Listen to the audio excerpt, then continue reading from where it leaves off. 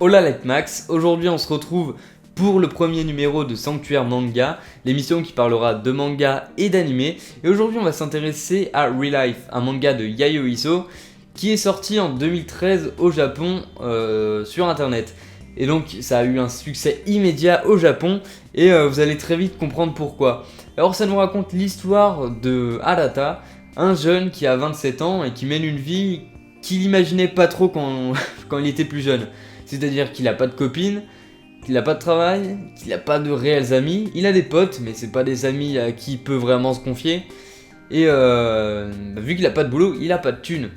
Donc sa mère lui propose de rentrer à la campagne pour travailler chez son père. Mais lui il refuse, il y a aucune fille dans son bled paumé, c'est super loin de la ville. Et donc du coup il veut absolument rester en ville. Sauf que le problème c'est qu'il a pas de travail comme j'ai dit, et que sa mère ne veut plus lui donner d'argent.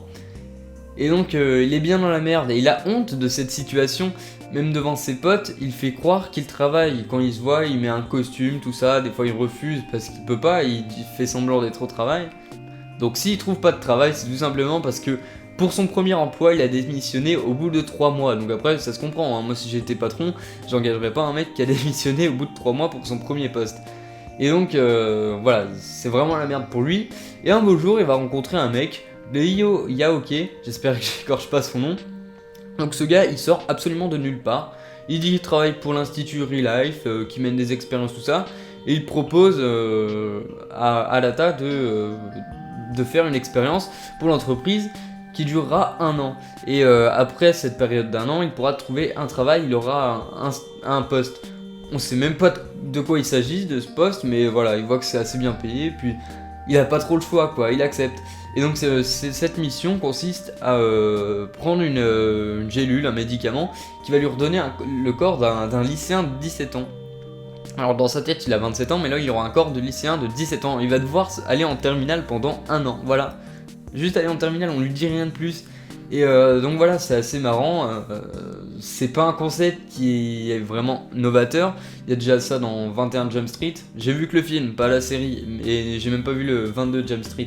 Mais voilà, des mecs qui sont des adultes qui retournent au lycée, c'est plutôt marrant. Enfin, perso, ça me fait marrer.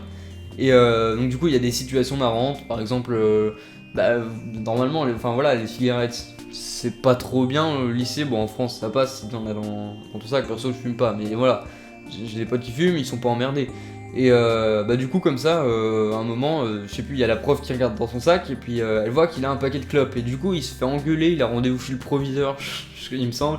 Enfin voilà, c'est plutôt marrant, il se fait remarquer alors qu'il voulait être discret.